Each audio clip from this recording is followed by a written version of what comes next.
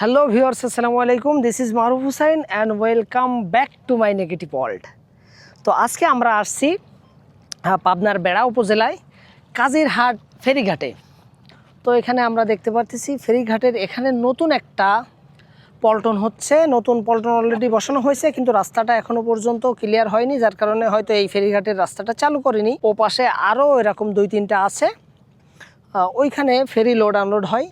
আর আমরা এখন নতুন যে রাস্তাটা করছে বা নতুন যে পল্টনটা বসাচ্ছে তার সামনে অবস্থান করতেছি। তো এইখানে এটা হচ্ছে পদ্মা নদীর তীরে আমরা এখন অবস্থান করতেছি। আর এদিকে দেখতেছি বড় একটা ফেরি আসতেছে।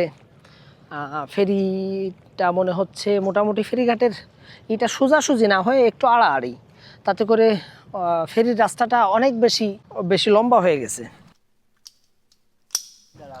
এটা ব্লগ করতেছিলাম, আপনার জন্য হয়ে থাকে।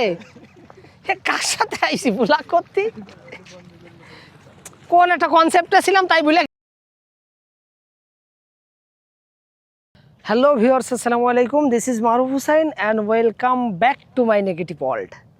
তো আজকে আমরা আসছি পাবনার বেড়া উপজেলায় কাজিরহাট ফেরিঘাটে। তো এখানে আমরা দেখতে পাচ্ছি ফেরিঘাটের এখানে নতুন একটা পল্টন হচ্ছে। নতুন পল্টন অলরেডি বসানো হয়েছে, কিন্তু রাস্তাটা এখনও পর্যন্ত ক্লিয়ার হয়নি, যার কারণে হয়তো এই ফেরিঘাটের রাস্তাটা চালু করেনি। ও পাশে আরও এরকম 2-3টা আছে, ওইখানে ফেরি লোড আনলোড হয়। আর আমরা এখন নতুন যে রাস্তাটা করছে বা নতুন যে পল্টনটা বসাচ্ছে তার সামনে অবস্থান করতেছি।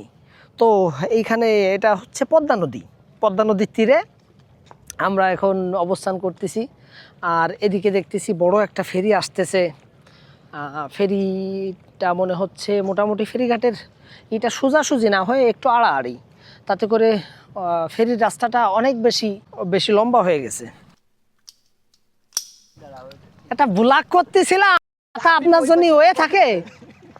কার সাথে আইসি ব্লগ করতে, কোন একটা কনসেপ্টে ছিলাম তাই বলে।